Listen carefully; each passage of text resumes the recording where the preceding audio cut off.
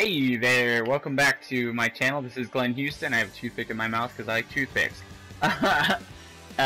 This is my character dancing because good things happened to me the last few times I played Destiny, and I made an uncomfortably long amount of dancing just for you guys. But what I wanted to talk about is the storytelling of Destiny. It has gotten progressively better, in my mind, immensely better. And this one, you're going back to the Vault of Glass, the first raid from the initial game. The initial release of the game, and I'm a big Dungeons and Dragons player. I know that makes me seem more nerdy than some people would like, but I don't care. I love it. I don't care. Anyway, I like throwbacks. When you're playing D&D and a character referenced in a previous game, like a previous set of games with other characters, an event gets referenced. It's always cool to see that throwback and that storytelling element gets pulled in. And that's kind of what I feel like Bungie did here. They listened to us as players, and they saw that we wanted to see more as far as why we were here and who these people were. And of course, the Vanguard, they're all okay. Cade's great. He's probably the only one with any like genuine personality. Scaaaaarrryy is just kind of, not Ikora, the three-eyed lady. She's really scary. But this mission is actually to go see one of her old comrades, somebody that's referenced. Oh yeah, spoiler. Don't. Just pause it. Just stop watching if you don't want spoilers. Okay, go. And they're going down. We're going down in the vault to check out this lost transmission we've received down from here inside of the Vault of Glass, further down in than when you went before. And what you find is that the Taken have kind of come in here and taken over the Vault of Glass, which is scary. If you know the Vex, you know that they're scary.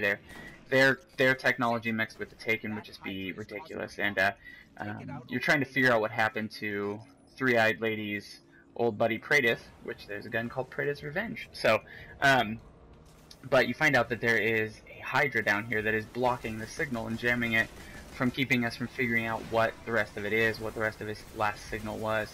And eventually you do find his body down there. It's a skeleton and it has some light in it.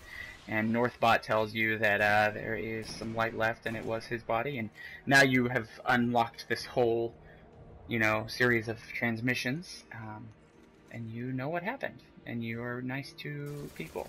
Anyway, this next part I want to talk about is when you're fighting against elites, you must equip 3 of coins.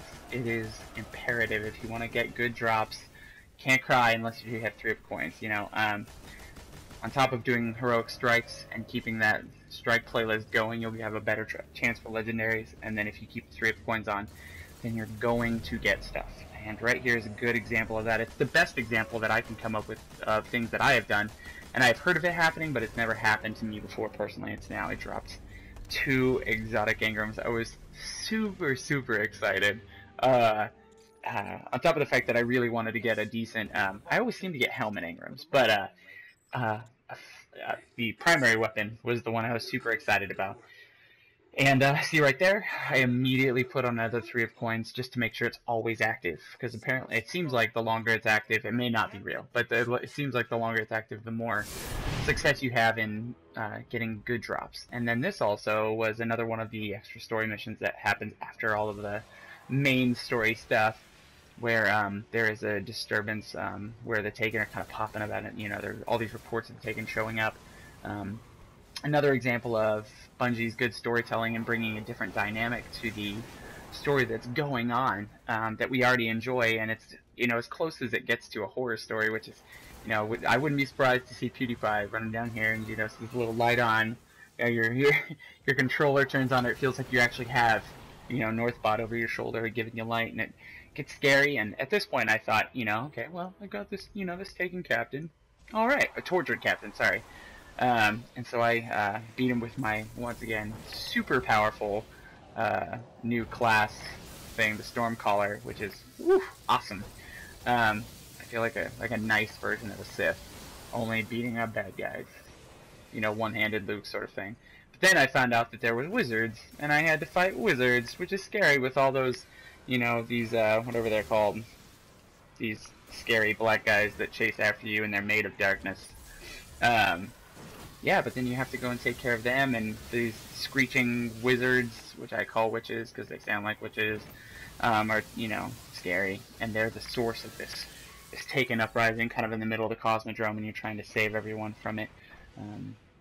But once again, this horror dynamic, it's, you know, you don't know what's around the corner. Even though it's dark, they add more darkness just because the Taken kind of take away light. That concept is very, very cool. Once again, the storytelling is just a definite step up for Bungie. They've done a great job kind of picking up the ball, because they kind of dropped it at the beginning. At least I feel, but I was going to stick with it because I enjoyed the gameplay and the multiplayer. But definitely a step up. I was so scared, like, not even really me, but like I was like, I gotta get up, I gotta go even see fake sunlight. But then this is me going back, going to go open up my new Engram packages, which is always super exciting because you never know what you're gonna get. And if you get them leveled up, you get that Cryptarch package, which is always fun. And so I had a Lost Blue, which is always fun. You never know. You know, it's like another free present. It's like, oh, I didn't even know I had that. Cool, thanks Bungie. Thanks Northbot. And then I leveled up Dead Orbit, which is the only good faction. Come on. But I also have this weird superstition. I will always break down the less rare engrams first, in the hopes that the rarer ones will be better, and then based on what I want. So I got Master of the Third Man, which is the Hunter, and then I got the Year 2 Suros. It's a black Suros instead of a white from like the Year 1, and I was super happy about it, even though I've already pulled a Monte Carlo and a Hawkmoon, which are both great guns. But the Suros is my stuff. It is a great gun, and I really, really enjoy playing with it. So, yeah, I was happy, and it was hammer forged, and it's got the Suros Legacy and a bunch of other good stuff. So it will be a very, very good gun for me. And I will use it to raid with very soon because I'm at 289 light level. Almost there. And I had to... excuse me. Welcome back. I mean, I guess I just left, whatever, but real time for me, it's been a little bit. So this part of my video is just kind of a little quick view at a few of my favorite things about the new Star Wars Battlefront beta, and if you haven't started playing, you should, because it's free, and there's a limited amount of time, and then we're going to have to wait for another, 3.5 weeks before we can play it, like in the real game.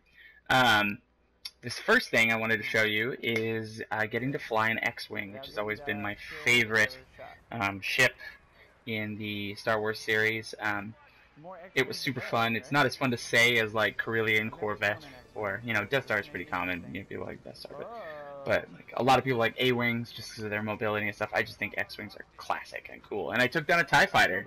My first little attempt. See, there's the beta stuff. You saw the TIE Fighter kind of glitch across the screen a bit, but the cool thing about this is when you deal damage, you get experience. There's no, like with the regular stuff, when you're shooting at a dude with a blaster. You're not going to get XP unless you take him down or you critically damage him before he gets taken down. So,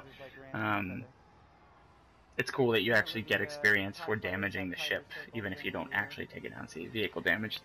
And then coming up here in a second, actually, I was kind of chasing this one guy down, and then eventually it ends up being that I see another guy flying in.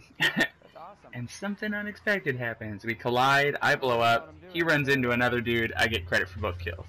Double kill, TIE Fighters, take 3 down my first time. This is something that never happens. If you've ever played this one, the Battle on Hoth, it's really hard to win as the Rebels. You can see one AT-AT going down, the goal is to take both down. And the cool thing is I'm actually the one that gets the killing blow. The last final bit of damage on this AT-AT, and then it goes down. I got the kill, AT-AT destroyed. I don't know if it actually means I was the one that did it, but I got the credit, whatever. But we won. And you can probably hear me screaming down there. I didn't do that much. I was 15th out of 20. But, still feels really good to be part of the winning team. Me and my buddy Ad Garrick, shout out to him. He's now won a couple times as the Rebels, but I have yet to win again, so it's novel for me still. But yeah, that was super fun. I think you should definitely try it out if you already haven't. Like I said, you have a limited time frame to try it out.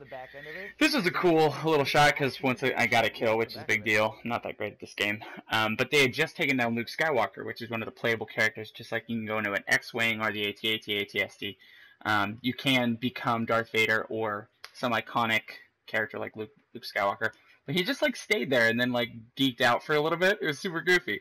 So with that, I'm gonna leave you with goofy, glitching Luke Skywalker and a waving Destiny guy. So thanks for watching. Bye.